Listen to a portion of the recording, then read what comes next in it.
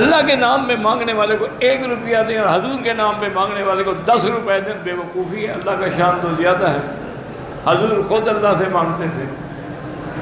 یہ سوال لکھنے والے کا میرے خیال میں دماغ کا کوئی سکرو ڈھیلا ہو گیا۔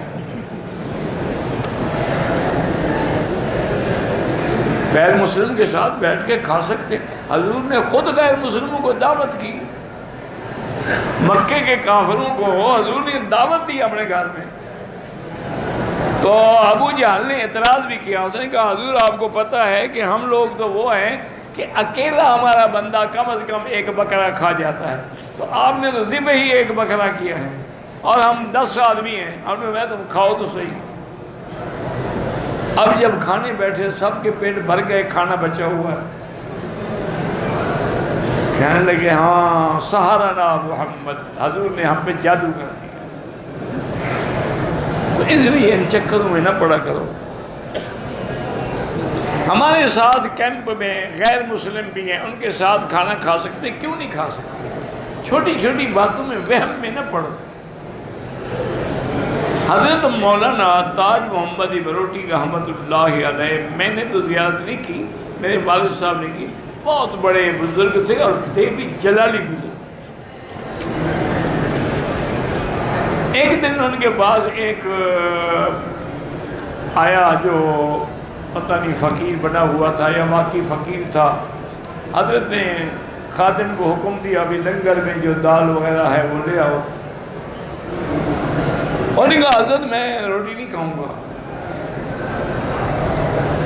حضرت کو بڑا ناگوار گزرا، میں کیوں نہیں کھاؤ گے؟ انہوں نے کہا جی میرے پاس چنے ہیں، میں وہ چنے کھا کے پانی پی لیتا ہوں، میں باہر کی روٹی نہیں کھاتا، اللہ جانے دال کہاں سے آئی، اس میں پانی کہاں سے ڈالا گیا، پتہ نہیں پکانے والے کا وضو تھا کہ نہیں تھا، پھر روٹی میں آٹا کیسے گوندا، کس نے گوندا، اس لیے اتنی مصیبتوں میں پڑنے کے بجائے میں نے چنے رکھے ہوئے ہیں وہ کھاتا ہوں۔ حضرت بروٹی تو جلالی تھے، ان کو بھی غصہ آ گیا، فرمایا اچھا وہ چنے تم نے کہاں سے خریدے؟ اور انہوں نے کہا جی فلاں دکان ہے ہندو بنیے کی، اس سے میں نے خریدا۔ فرمایا ابھی اس بنیے کو بلاؤ۔ بنیے کو بلایا، فرمایا اس نے چنے تمہارے دکان سے خریدے ہیں؟ اس نے کہا ہاں جی خریدے ہیں۔ فرمایا اچھا وہ چنے تم نے کہاں سے خریدے ہیں؟ اور انہوں نے کہا حضرت آپ کو تو پتہ ہے کہ ہم چمار لوگ ہیں، ہم خنزیر کا شکار کرتے ہیں، ایک خنزیر کا ہم نے شکار کیا، جب پیٹ چاک کیا تو چنے بھرے ہوئے تھے، وہ ہم لے آئے، وہی بیچے ہیں حضرت کو۔ آپ نے فرمایا فقیر کی روٹی تو نہیں کھا رہے، وہ خنزیر والے چنے کھا رہے ہیں۔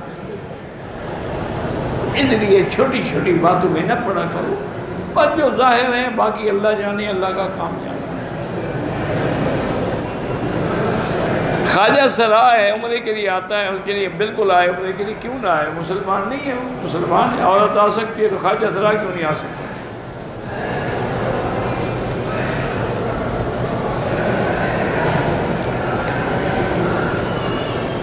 اگر دوسری شادی کے لیے والدین راضی نہ ہو، نہ کرو، والدین کی رضا مقدم ہے۔ شادی تو تمہیں بعد میں بھی مل جائے گی لیکن والدین نہیں ملیں گے۔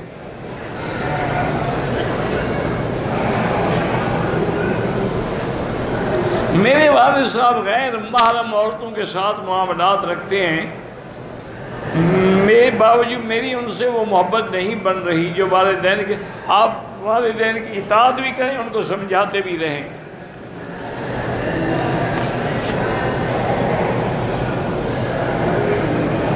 میں انجینئر ہوں، 7 جماعت کے وقت لگاتا ہوں، میرے بچپن میں اس سے گناہ بھی ہوئے ہیں، تو اب تمہیں کس سے پوچھا ہے کہ تم بتاؤ؟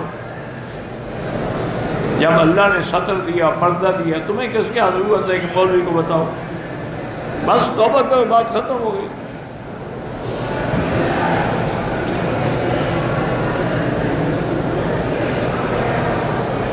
ہاں جہیز تو لعنت ہے، مہر تو لڑکی لے سکتی ہے، لیکن مہر میں بھی یہ حکم نہیں ہے کہ تم 10 لاکھ لکھ کے دے دو، 20 لاکھ لکھ کے دے دو۔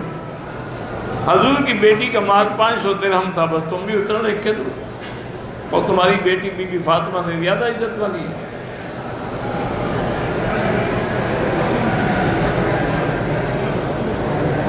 میرے سسرال والوں نے مجھے کہا ہے کہ گھر جو ہے ہماری بیٹی کے نام کرو، تو اگر تم اتنے بڑے عاشق ہو تو کر دو، انشاءاللہ پھر تم رہو گے سڑک پر۔ گھر تو بیوی کے نام ہوگا نا، وہ جب چاہے گا نکل جاؤ، یہ مجھے کرایہ دو۔ اللہ کے بندے چھوڑو ایسے رشتے جو اتنے لالچی پہلے سے ہیں، وہ بعد میں کیا نہیں کریں گے۔ کوئی اور دین والا رشتہ ڈھونڈو، استخارہ کرو۔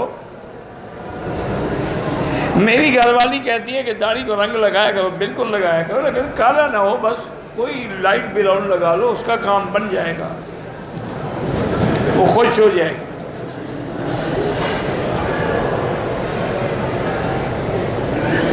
بالکل مشرق کا ذبیحہ حرام ہے۔ ہمارے یہاں ختم اور کل شریف ہوتے ہیں، بالکل نہیں کھانے چاہیے، ناجائز ہے۔ ہم دو بھائی ہیں، دونوں کی بیٹی ہیں، اللہ بیٹے بھی دیں گے، اللہ سے مانگتے رہیں۔ ہم 28 دن گزارنے کے بعد جدہ ایئرپورٹ گئے، ملک کی حالات کی وجہ سے فلائٹ نہیں ملی، واپس مکے آ گئے، 6 دن مکے میں گزارے، کوئی عمرہ ضروری نہیں جدہ سے۔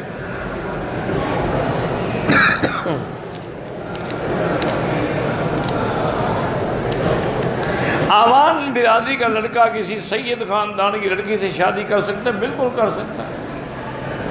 سید لڑکی سے شادی کرنا کو منع تو نہیں ہے۔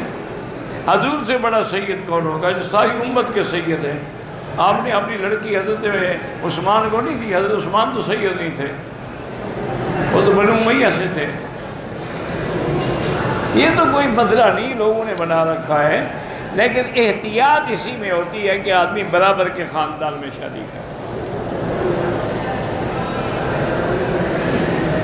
آج کل کا سید بندہ نمازی متقی ہو تو صحابہ سے اس کا مرتبہ اونچا ہے، صحابی کی جوتی کے برابر بھی نہیں ہے۔ ساری دنیا کے اولیاء اللہ اکٹھے کرو تو ابو بکر کے ایک جوتے کے برابر بھی نہیں ہے۔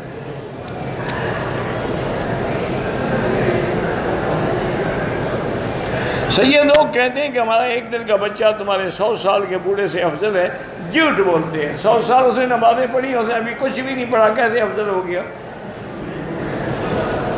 یہ قصے بناتے ہیں لوگوں کو پھانسنے کے لیے۔